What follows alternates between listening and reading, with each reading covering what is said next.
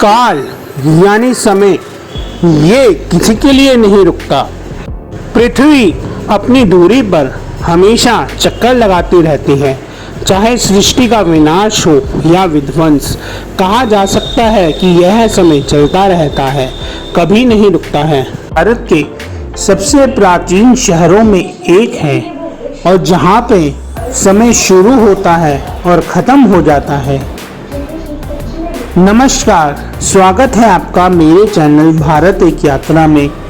उसी शहर के दर्शन कराने हम आपको लाए हैं उज्जैन।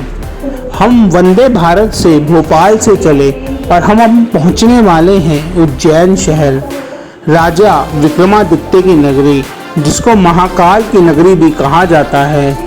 थोड़ी ही देर में हम आपको दिखाने वाले हैं उज्जैन और बताने वाले हैं इसका माइथोलॉजिकल महत्व, इससे जुड़ी कई कहानियाँ।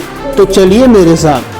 अब हम प्रवेश करने वाले हैं उज्जैन सिटी में। आप देख सकते हैं द्वार आ चुका है। इस द्वार को कहते हैं महामृत्युंजय जा। इस नगरी का इतिहास बहुत गौरवशाली है। धार्मिक ग्रंथों के अनुसार इस नगरी का विनाश नहीं किया जा सकता, क्योंकि यहाँ स्वयं महाकाल विराजते हैं। गरुड़ पुराण के अनुसार मोक्ष प्रदान करने वाले 7 नगरों में इस नगर का कुछ ज़्यादा ही योगदान है। अयोध्या, मथुरा, माया, काशी, कांची, अवंतिका, पुरी, द्वारावती, चैव सप्तते मोक्षदायक, अर्थात ये 7 नगरियां मोक्ष देने वाली हैं। क्षिप्रा नदी के तट पर बसा उज्जैन भारत की प्राचीनतम नगरियों में से एक है, जो तकरीबन 5000 साल पुरानी है। इस नगरी का उल्लेख मिलता है बुद्ध ग्रंथ आगुंतक निकाय में। हाँ, भारत के 16 महापदों में जिक्र आता है अवंती का। अवंती यानी उज्जैन, यह नक्शा 500 BC का है। यीशु मसीह के जन्म के 500 साल पहले ये उज्जैन की गलियां अपने अंदर ही बहुत सारे राज छुपाए हुए। उज्जैन का जुड़ाव होता है सम्राट अशोक से, जो बिंदुसार के समय यहाँ के शासक थे। सम्राट अशोक की शिक्षा दीक्षा भी उज्जैन में हुई। साथ में उनके 2 बच्चों का जन्म भी उज्जैन में ही हुआ।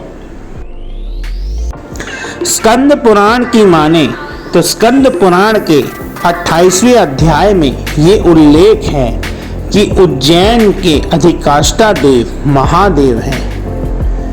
एक बार की बात है, महादेव ने त्रिपुरा के शक्तिशाली राक्षस अंधकासुर को पराजित कर विजय प्राप्त की और इस इलाके के लोगों को अत्याचार से बनाया। उसी स्मृति स्वरूप इस जगह का नाम उज्जैन रखा गया। उज्जैन का मतलब है जीत।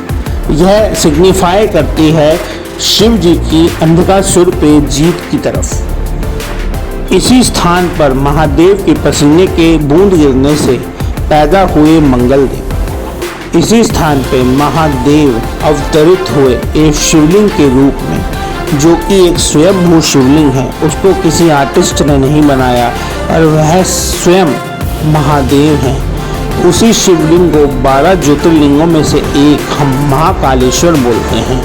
महाकालेश्वर यानी महान और काल का ईश्वर यानी शिव भगवान, जो समय के स्वामी हैं। काल जो समय और मृत्यु के परे हैं, जो मृत्यु के स्वामी हैं। इसलिए इस ज्योतिर्लिंग को दक्षिण मुखी ज्योतिर्लिंग भी कहा जाता है, क्योंकि दक्षिण दिशा होती है मृत्यु की और यह ज्योतिर्लिंग दक्षिण की ओर खुलता है, जो कहता है कि शिव भगवान मृत्यु के स्वामी हैं। उज्जैन सुबह का सीन है और देखिए तोते कितना हल्ला मचा रहे हैं।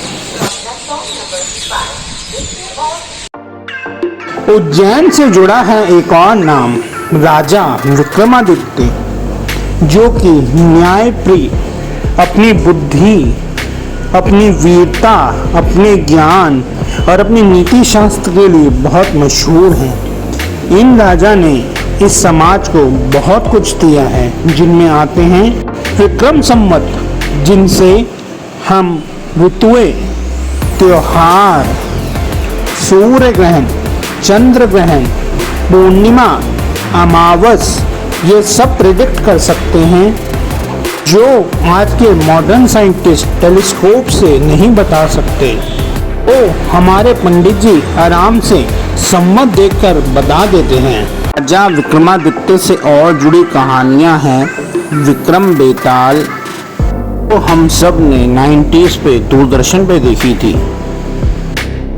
इसके अलावा एक और कहानी जो उज्जैन और राजा विक्रमादित्य से जुड़ी थी वो थी सिंहासन बत्तीसी। एक और व्यक्ति जो उज्जैन से जुड़ा था वो था राजा विक्रमादित्य की कोर्ट का महाकवि और एक रत्न जिनको कहते हैं कालिदास, जो कि संस्कृत भाषा के बहुत बड़े कवि थे। उनको महाकवि भी कहा जाता है। उनकी रचनाएं थीं मेघदूतम, अभिज्ञानम शकुंतलम और कुमार संभवम। ये बात है 13वीं शताब्दी के भारत की। भारत में हर तरफ मुस्लिम आक्रांताओं का राज था, जो धीरे धीरे भारत के हर राज्य पे अपना अधिकार जमा रहे थे। हाँ, उज्जैन के अधिपति थे हमारे महाकाल। उसी समय अपने राज्य को आगे बढ़ाने की लालसा से इल्तुतमिश आगे बढ़ा। इल्तुतमिश जिसने दिल्ली सल्तनत की शुरुआत की थी। इल्तुतमिश की सेनाओं ने उज्जैन की तरफ कूच किया। जैसे ही इस बात का उज्जैन वासियों को पता लगा, उन्होंने ज्योतिर्लिंग शिव को मंदिर के ही पास तालाब में छुपा दिया। इल्तुतमिश ने महाकाल मंदिर का विध्वंस कर दिया। जब यह सब विध्वंस करके इल्तुतमिश दिल्ली वापस पहुंचा तो वह बीमार पड़ गया और उसकी मृत्यु 1236 में हुई। हालांकि महाकालेश्वर में हमला 1235 में हुआ था। अब ये केवल एक संयोग था कि जो राजा हर जगह अपराजित था वह एकदम से बीमार हुआ और उसकी मृत्यु हो गई। ये मात्र एक संयोग था या महाकाल बाबा का प्रकोप, ये सब आप खुद डिसाइड करें। तब से लेके आज तक उज्जैन में कोई भी मुख्यमंत्री रात को स्टे नहीं करता। ये पुरानी कर्ज है कि उज्जैन में कोई भी राजा नहीं रह सकता, क्योंकि यहाँ के राजा हैं महाकाल। उज्जैन की इस अलौकिक यात्रा की शुरुआत हम कर चुके हैं। सबसे पहले हम जाएंगे काल भैरव मंदिर।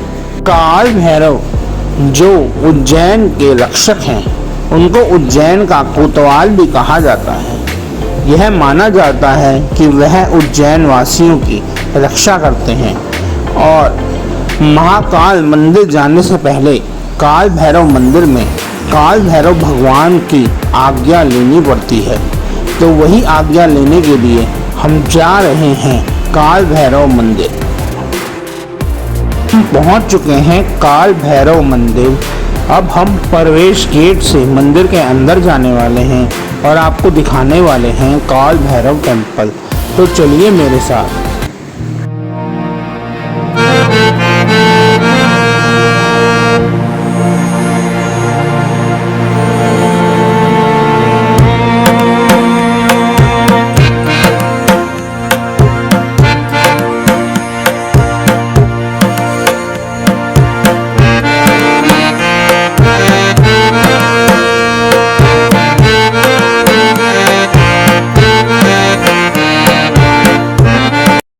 अब ये सीढ़ियाँ हैं, इसके बाद हम बिल्कुल मूर्ति पे पहुंच जाएंगे, क्योंकि मंदिर के अंदर कैमरा अलाउड नहीं है। तो मैं आपको यहाँ तक ही दिखाऊंगा। ये हैं काल भैरव। तो बोलिए मेरे साथ, जय काल भैरव।